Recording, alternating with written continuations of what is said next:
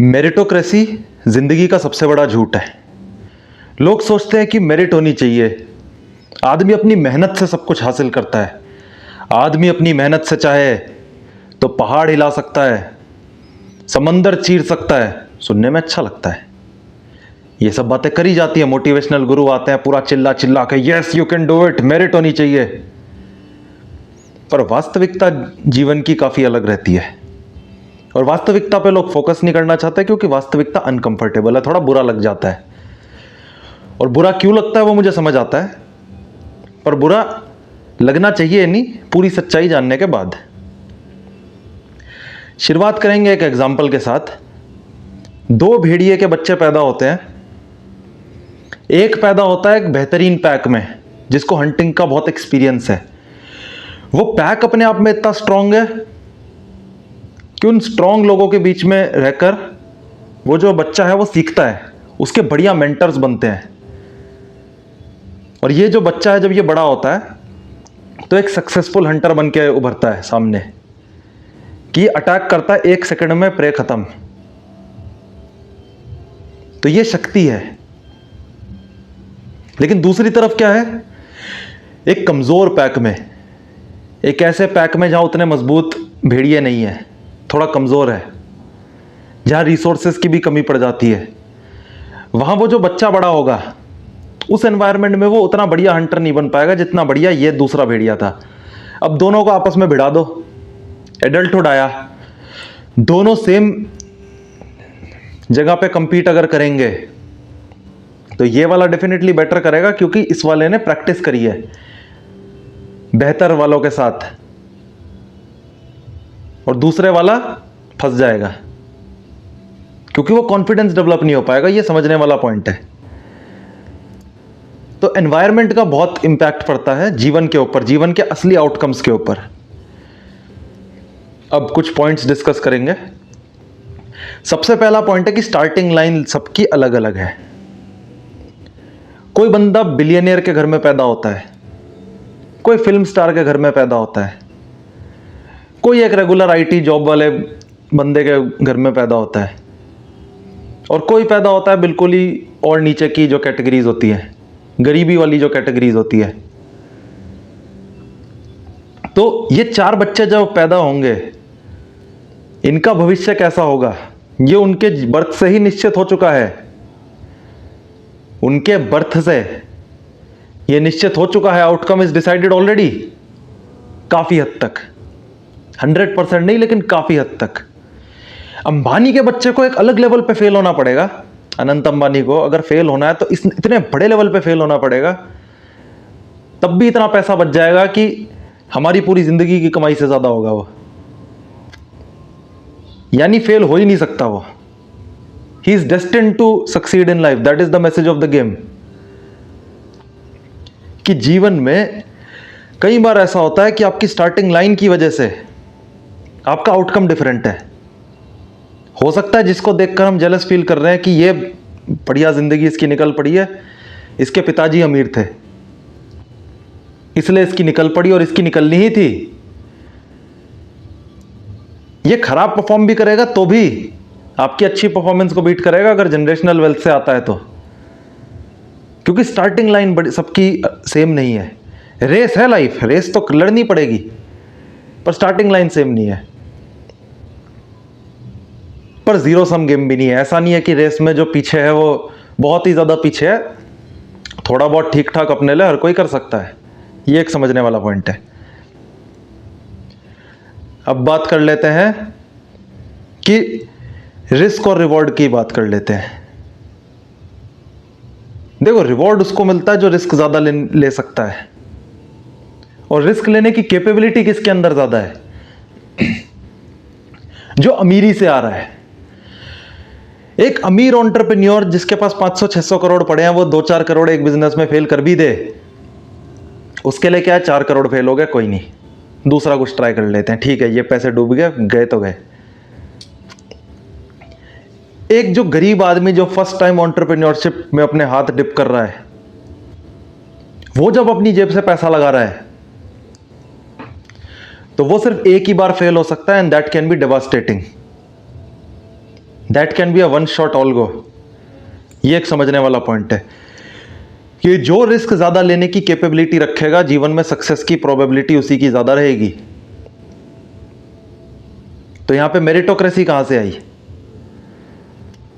ये तो वही बात होगी कि दो लोग हैं, अलग अलग पैदा हुए, गलती से सेम कॉलेज में पढ़ लिए, पर एक जो अमीर बाप का लड़का है वो ज़्यादा ऊपर निकल गया और गरीब बाप का लड़का नीचे ही रह गया। और ये हम अक्सर देखते हैं। और कई बार ऐसा भी होता है कि चलो ये गरीब बाप का लड़का है, दोनों सेम जॉब में घुसे, किसी के अंदर मेरिट थी, वो जॉब में सक्सीड कर गया, उसकी तनख्वाह मान लो इस अमीर आदमी से डबल भी हो गई, अमीर आदमी के बच्चे से।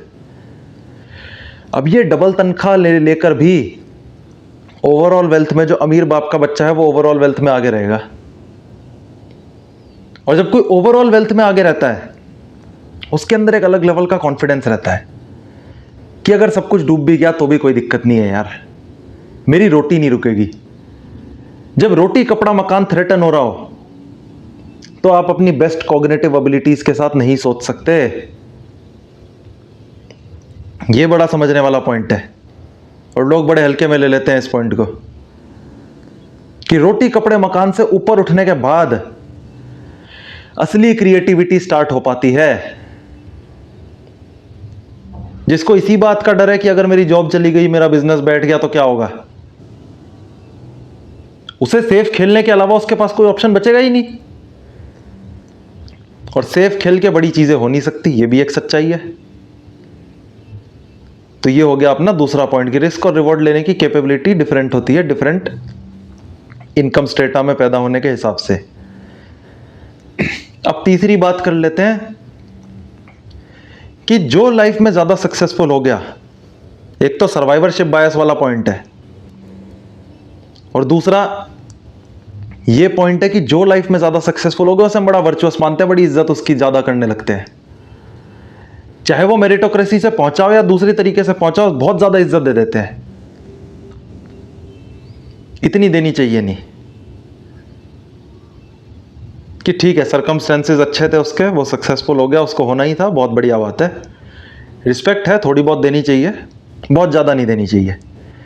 एक वर्च्यू बना रखा है कि ये तो अच्छा आदमी होगा, ये तो मेहनती आदमी होगा, इसने तो दिन रात एक करके अपने एम्पायर को बिल्ड किया होगा।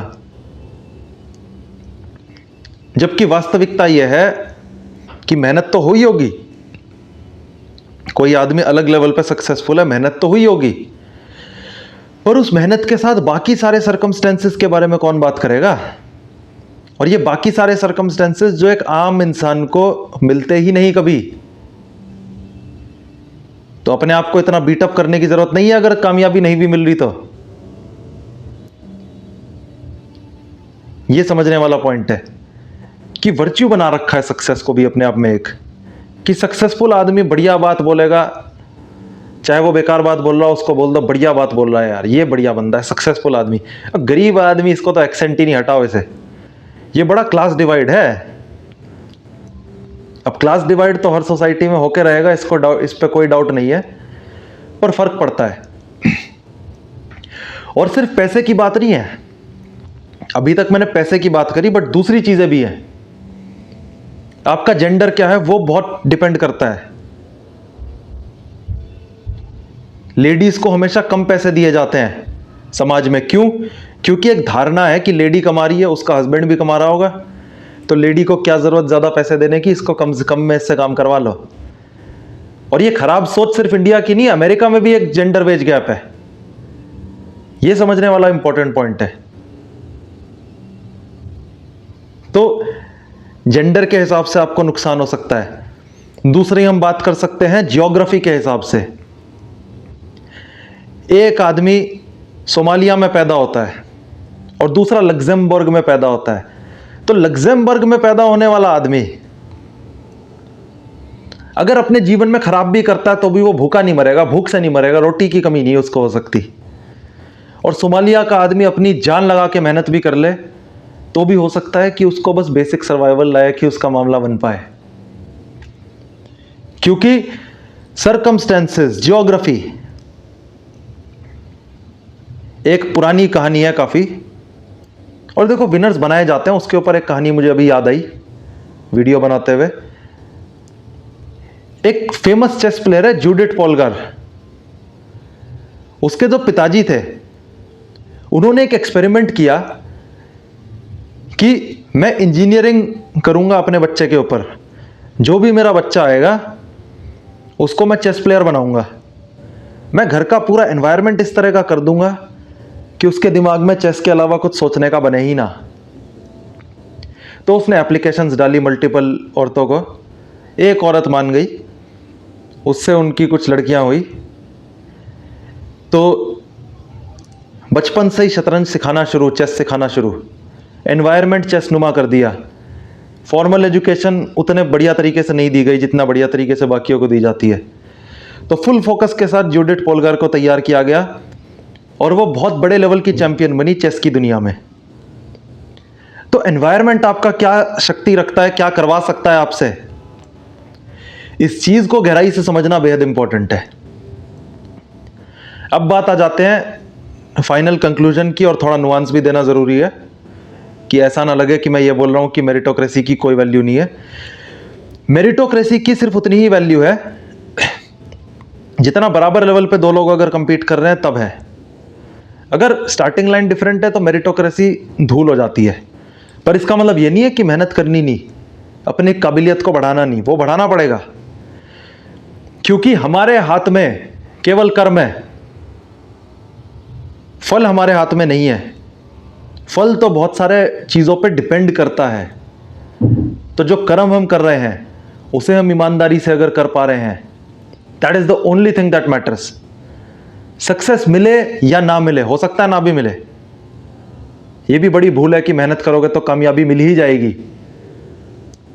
पर हमारे हाथ में जो एफर्ट है हमें उसको डेली बेसिस पे करना है।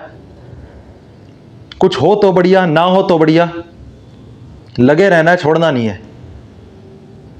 अपने आप को बेहतर बनाने का प्रोसेस छोड़ना नहीं है, मैं उसकी बात कर रहा हूं।